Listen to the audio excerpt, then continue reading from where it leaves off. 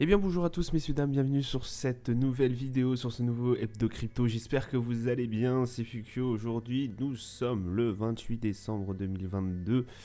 Bon, je fais cette review forcément sur une semaine complète, c'est-à-dire du 28 au à peu près 19 décembre. Aujourd'hui, du coup, sur un jour, on a quand même un marché assez baissier, mais sur 7 jours, ça reste aussi très très compliqué. On a un Bitcoin qui est aussi aux alentours des 16 600 dollars le Bitcoin sur une semaine qui fait quand même moins 1,47%. L'Ethereum en dessous de la barre des 1200, hein, moins 1,83, on est à 1195. À l'heure actuelle, grosse baisse sur le Solana aussi, hein, on est à 9,92$, hein, c'est incroyable, le Solana qui perd énormément, ça va être une de nos actualités d'ailleurs. Avalanche 11 dollars et quelques. BNB qui prend moins 3,33%, le Matic, etc. etc. Ça bouge pas mal et pas mal vers la baisse à cause de certaines publications, à cause de notamment ce qui se passe aussi au niveau des, sur tout ce qui s'est dit sur des marchés baissiers, hein, on se rend compte aussi forcément que tout ce qui est Nasdaq et autres, certains indices américains comme le Nasdaq, pardon, est bien bas. Là aussi, on peut faire la corrélation avec forcément Bitcoin. Bon, après Solana, ça reste un cas particulier. On sait que forcément, ça a été très impacté par la chute d'FTX. Donc voilà. Au niveau de CoinMarket, hein, on voit forcément dans l'ensemble, aujourd'hui, on a un marché assez baissier à un moins 1,73% et ça arrête pas de chuter. Ça arrête pas de chuter. Malheureusement, pour nous, on n'arrive pas à repéter au-dessus de la barre des 17 400 et quelques dollars. On est bloqué entre c'est 16 500 et c'est 17 000, donc ça reste très compliqué. Marché baissier, ça va être très chaud au niveau de 2023. Je ferai forcément une vidéo pour les deux, c'est-à-dire pour les marchés de la crypto-monnaie et aussi les marchés traditionnels, ce que j'appelle. Donc forcément, je vous dirai un peu de comment j'anticipe, comment je vois 2023 sous un œil, sous mon œil en fait. Donc voilà, à prendre avec des pincettes forcément sur ce que je vais vous dire. Personne n'a une boule de cristal, hein, parce que sinon je peux vous jurer que on n'en serait pas là. Donc voilà, un marché plutôt baissier et c'est vrai que ça fout un peu les boules. Ça va nous amener forcément à la première actu. L'année 2022, année atroce pour les crypto-milliardaires, mais aussi pour, j'ai envie de vous dire, pour tout le monde de la crypto-monnaie.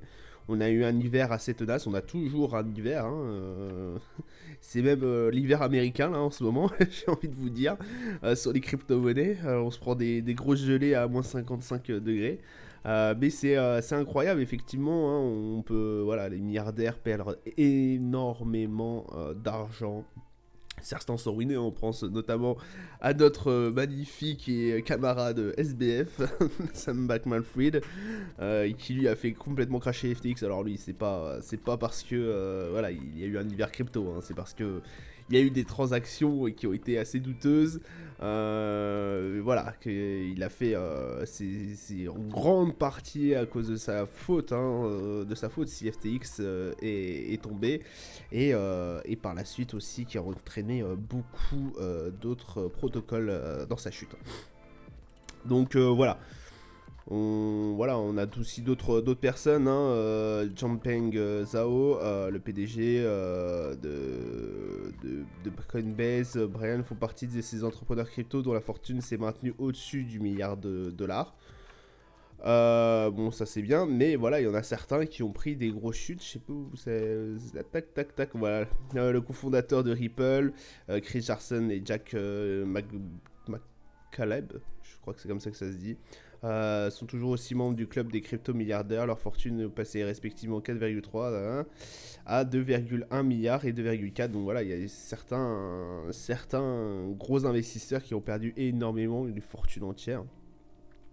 Donc c'était forcément à prendre en compte. Oui, on se voit aussi, nous, on se reconnaît là-dedans, en tant que petit investisseur. dans le fait qu'on a perdu pas mal de thunes, même moi, enfin, j'ai pris des sacrés revers, surtout au niveau de la crypto-monnaie. Mais c'est peut-être aussi l'occasion, voilà. Les plus grosses crises, c'est aussi là qu'il faut se positionner à l'achat. Alors, il est peut-être un peu trop tôt. Il est peut-être un peu trop tôt, à part si vous faites du DCA. Ça peut être intéressant de faire du DCA au niveau de la crypto-monnaie. D'acheter toutes les semaines, tous les mois, etc. etc.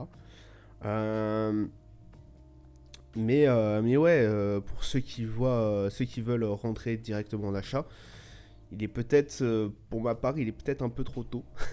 Il n'y a pas encore assez positif. Alors oui, on a eu des rebonds. On est toujours sur moi ce que j'appelle on est toujours sur un rebond pour moi.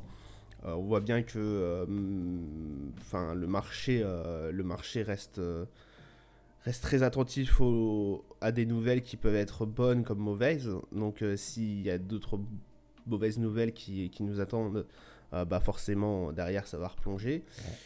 Et si on a des bonnes nouvelles, voilà, ça va forcément remonter. Au bout d'un moment, je veux dire, l'inflation est en train de se calmer aux États-Unis. Voilà, il y a pas mal de choses qui rentrent en compte. Mais voilà, il faut attendre. Pour moi, il faut attendre. Il faut être dans l'attente là en ce moment.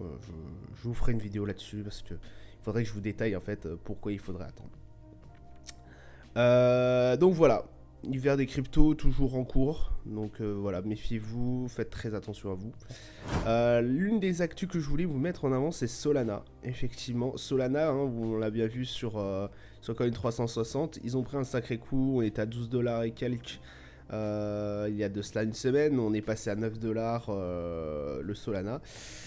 Pourquoi? On sait bien que en fait Solana est très proche enfin, il finance énormément de nouveaux NFT.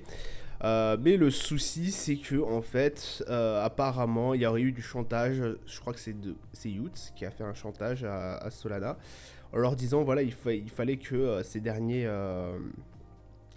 leur rémunèrent en fait, voilà, je sais plus combien de millions. 5 millions, voilà, pour bridger, obtenir des faveurs Youth. Pour Ethereum, on ne sait pas combien. Voilà, bon, bref. Ils ont demandé du coup des millions de dollars à la fondation Solana pour rester sur la blockchain. L'équipe leur a dit d'aller voir ailleurs, ainsi que leurs JPEGs sans valeur. Donc en fait, il y aurait eu Polygon qui serait passé par là. Polygon qui aurait du coup invité les deux NFT de Gods et Youths à venir sur la plateforme du coup et qu'il leur aurait payé du coup 5 millions et quelques dollars. Donc ces deux gros mastodontes sont partis vers Ethereum et Polygon. Ça fait énormément chuter parce que c'est vraiment des projets NFT très très importants pour Solana. On sait que Solana a été énormément affaibli par FTX. Je pense que The Gods et Youth en ont profité. Et en ont beaucoup trop profité. C'est-à-dire qu'ils lui ont fait un chantage. Ils savaient que voilà, si les deux projets partaient de Solana, ils savaient que le Solana allait s'effondrer. C'est ce qui est en train de se produire. Donc les deux ont dit voilà, allez vous faire foutre, les 5 millions, vous les payera pas. Donc forcément derrière ça plonge. Après eux, ils ne sont pas forcément safe. C'est-à-dire que ils ont la migration, elle est comme vous voyez, elle est risquée. Incroyable. Incroyable. Et du coup, bah là, ils ont joué. Donc la Solana, forcément, l'écosystème est en train de prendre très cher. Vraiment, là, ça se tire dessus. Ça se tire dessus. Ouais, c'est... et puis, bah, du coup, Polygon et Ethereum qui reprennent bah, ces deux NFT. Ces deux projets d'NFT. Solana, voilà, je crois que c'était le plus gros protocole qui mettait en avant bah, c'est toujours, mais qui met en avant les projets d'NFT. Ethereum, je crois qu'ils en font un peu, mais c'est pas non plus, c'était pas non plus de la taille de Solana avant FTX, quoi. C'est pas non plus l'envergure de Solana, quoi. Il y a quelques mois déjà. Donc ouais, ça fout un peu les boules. Moi qui ai un peu de sol, j'ai un peu de sol, là j'hésite à en racheter. Mais je pense pas va pas falloir enterrer Solana encore, quoi. Même s'il y a deux gros projets qui se retirent. Moi, je pense que Solana, il a encore les côtes, il a encore les reins solides pour passer cette crise. Euh, Même si ça me fout un peu les boules que ces deux projets NFT soient sortis. Non pas parce que ces projets NFT m'inspiraient énormément, mais simplement parce que ça fait chuter le cours de Solana et Solana n'avait vraiment pas besoin de ça en ce moment, quoi. Donc voilà. Autre actu, on a le hack de FTX. Alors, on savait qu'il y a eu un hack juste après que FTX ait fait sauter, enfin, a été dans la sauce.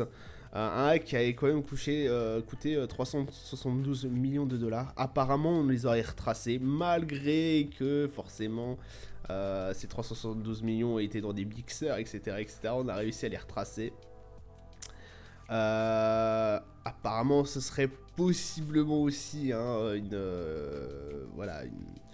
faute d'un employé de FTX. On est toujours en train de chercher ces 372, on les aurait retracés pratiquement. Et que forcément, si on retrouve 372 millions de dollars, ça va faire du bien aux personnes qui étaient sur FTX pour indemniser les clients. Donc voilà, je sais plus comment il s'appelle, il fait un taf de monstre. Celui qui est l'actuel CEO de FTX, qui a repris sa place et tout, il fait un taf de fou pour aller rechercher un peu l'argent à droite à gauche, pour indemniser les clients de FTX. Donc ouais, il paraît qu'il serait en Asie, d'après ce que j'ai vu, voilà, à Singapour. La société Ecliptic estimait le montant Ether volé à 477 millions de dollars. Les crypto-monnaies auraient ensuite été converties en RenBTC, puis en Bitcoin via le service RenBridge. Elliptic puis également accusé le projet REN. Alameda Research avait acheté en 2020, blanchir des centaines de millions de dollars de crypto-monnaies. C'est incroyable, hein, ça par contre. Lors des témoignages du 30, le nouveau PDG d'FTX, John Ray Free, avait révélé qu'auparavant la bourse crypto stockait des clés privées de ses portefeuilles sans les chiffrer. Ça, c'est incroyable aussi.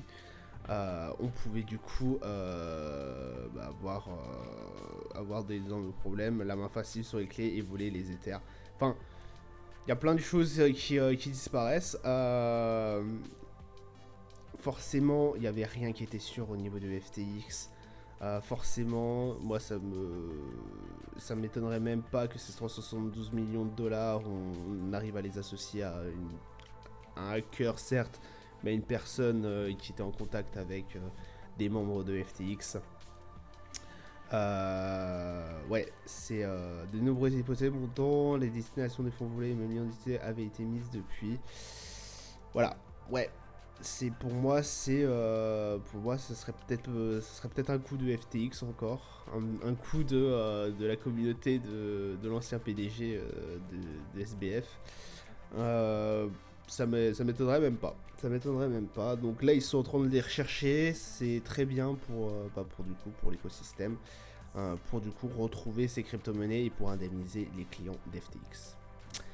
Voilà, c'était tout pour moi pour aujourd'hui. Je vous souhaite une agréable soirée, une bonne journée à vous, une bonne semaine sur les crypto-monnaies. Je vous dis à plus tard. Ciao, ciao.